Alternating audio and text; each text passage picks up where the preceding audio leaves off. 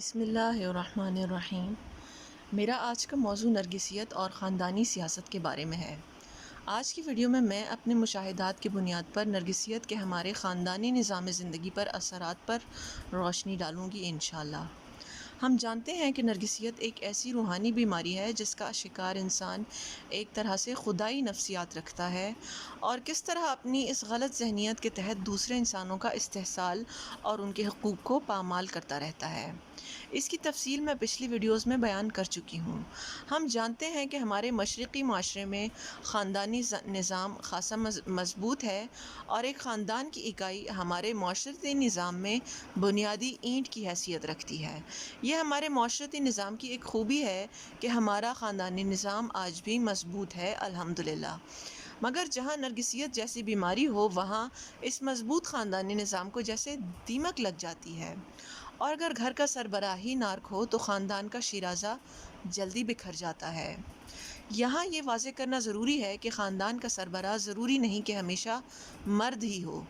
کچھ جگہوں پر یہ سربراہی عورت کے ہاتھ میں بھی چلی جاتی ہے۔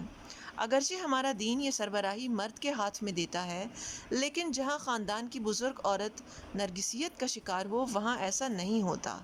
چاہے یہ سربراہی برائے نام ہی مرد کے پاس کیوں نہ ہو، ایسے خاندان میں نرگسیت کا شکار عورت ہی دراصل حکمرانی کے عہدے پر فائز رہتی ہے۔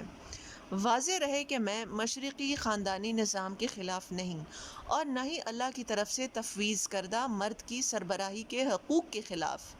میرا موضوع بنیادی طور پر نرگسیت اور اس کی وجہ سے خاندان کے کمزور افراد کا استحصال ہے جو نارک کے ماتحت زندگی گزارتے ہیں۔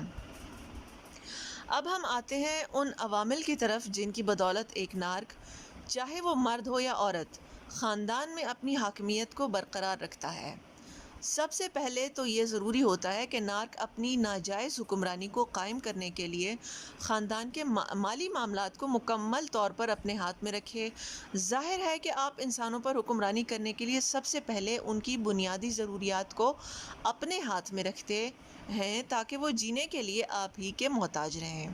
اس مقصد کے لیے وہ بڑی محنت اور صبر طلب کوشش کرتا ہے اور مختلف جال بچھا بچھا کر مالی معاملات کو آہستہ آہستہ اپنے ہاتھ میں لے لیتا ہے۔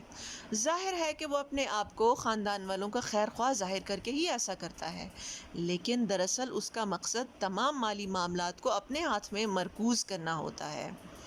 کبھی کبھار یہ بھی ہوتا ہے کہ نارک کو یہ سب بغیر محنت کے ہی مل جاتا ہے، کیونکہ اس کی بیوی یا شوہر ایک انورٹڈ نارسسسٹ ہوتا ہے جو عملاً ایک ذہنی غلام کی حیثیت رکھتا ہے اور فوری طور پر اپنا سب کچھ نارک کے قدموں میں لا کے رکھ دیتا ہے۔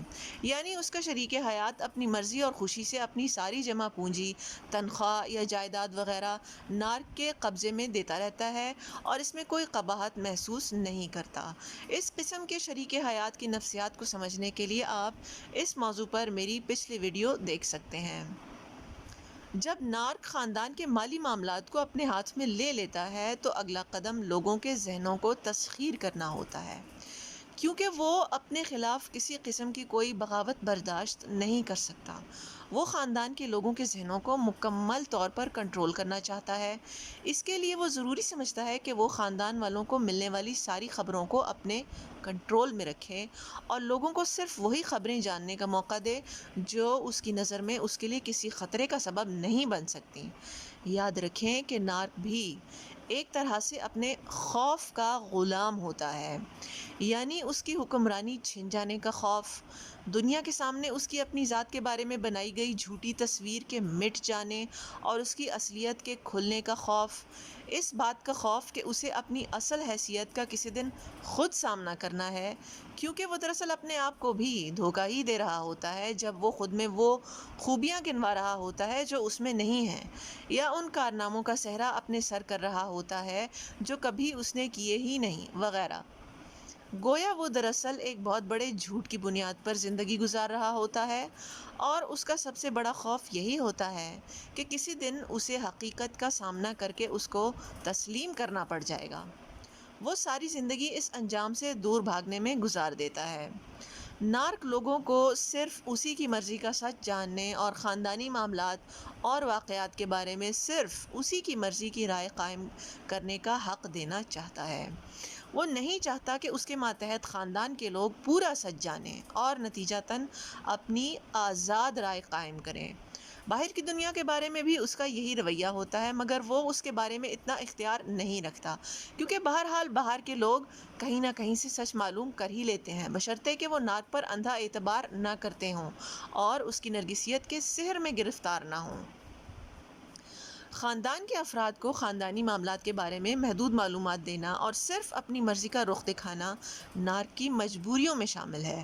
وہ چاہتا ہے کہ تمام لوگ صرف اسی سے معلومات حاصل کریں، یا اگر وہ خود حاصل نہیں کرنا چاہتے تو نارک ہر فرد کو دوسرے سے کاٹ کر اس کو اپنی طرف متوجہ کرتا ہے تاکہ یہ افراد آپس میں رابطے کر کے سچ معلوم نہ کر لیں۔ اس کام کے لیے نارک ان افراد کو آپس میں بدگمان کرتا ہے اور کبھی کبھار تو لڑوا بھی دیتا ہے۔ انگریزی میں کہتے ہیں ڈیوائیڈ اینڈ رول، یعنی اگر آپ ایک گروہ پر حکومت کرنا چاہتے ہیں تو اس کے افراد کو آپس میں لڑوا دیں۔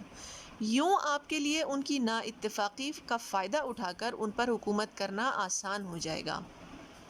نارک اپنے آپ کو خاندان کا سب سے معتبر اور بزرگ شخص ثابت کر کے سب کی وفاداریاں سمیٹنا چاہتا ہے۔ اگر کوئی پھر بھی اس کے چنگل سے نکل جائے اور اس کی غلامی سے بغاوت کرنا چاہے تو اس کو اس کی کڑی سزا ملتی ہے۔ یہ سزا اس کا مال غصب کر کے بھی دی جا سکتی ہے اور اس کی کردار کشی کر کے بھی۔ نارک اس باغی کو دوسروں کی نظروں میں گرا کر اس کو تنہائی کا شکار کرنا چاہتا ہے تاکہ اس کو کسی کی حمایت حاصل نہ ہو اور نارک کا اقتدار مضبوط رہے۔ نارک کے وفادار ساتھی اس باغی کو روکنے کی کوشش کرتے ہیں اور اس پر دباؤ ڈالا جاتا ہے کہ باہر کی دنیا کے سامنے نارک کی اچھی شہرت کو برقرار رکھے اور اس کے گن گاتا رہے، تاکہ باہر کی دنیا یہی سمجھے کہ اس خاندان میں سب اچھا ہی نہیں بلکہ بہترین چل رہا ہے۔ گویا نارک کے اوپر ذرا سی تنقید کو بھی جیسے ایک دیوی یا دیوتا کی شان میں گستاخی سمجھ لیا جاتا ہے، اور نارک کے پیروکار اس کی کڑی سزا دیتے ہیں۔ اس کے پیروکار خود تو غلام ہوتے ہی ہیں، دوسروں کو بھی اس غلامی پر مجبور کرنے کی کوشش کرتے ہیں۔ کبھی کبھار یہ پیروکار اس وجہ سے بھی نارک کے وفادار ہوتے ہیں کیونکہ نارک ان کو بہت ساری مراعات دیتا ہے، مثلاً جائیداد میں حصہ، مالی امداد، گھر، گاڑی، بنگلہ وغیرہ، یا ان کی خدمتیں کر کے یا ان کی گھریلو زندگی میں آسائشیں پیدا کر کے ان کی وفاداری کو گویا خرید لیتا ہے۔ مگر یہ خدمات اور مراعات سچی نیت سے نہیں دی جاتی بلکہ اپنی حاکمیت کو قائم رکھنے کی ایک چال ہوتی ہے۔ ایسے استحصالی خاندانی نظام سے نجات کا ذریعہ تو صرف یہی ہے کہ خود کو سب سے پہلے مالی طور پر مضبوط کیا جائے تاکہ اس خاندان پر انحصار ختم ہو، دوسرے یہ کہ خود کو ذہنی طور پر اتنا مضبوط کیا جائے کہ اس خاندان کے چنگل سے نکلنے کے بعد جوابی کارروائی کے طور پر نارک اور اس کے پیروکار ہمارے خلاف جو کردار کشی کی مہم چلائیں ہم اس کا اثر نہ لیں۔ پہلے خود کو مضبوط بنائیں اور بعد میں دنیا کے سامنے اپنی صفائی بیان کریں۔ صرف ضرورت کے تحت ہی اپنی صفائی بیان کریں اور بلا وجہ ہر ایرے غیرے پر اپنی توانائیاں ضائع نہ کریں۔ اس سلسلے میں میری ایک پرانی ویڈیو سے استفادہ کیا جا سکتا ہے جس کا لنک میں اس ویڈیو کے آخر میں پیش کروں گی انشاءاللہ۔ آپ کی توجہ کا شکریہ۔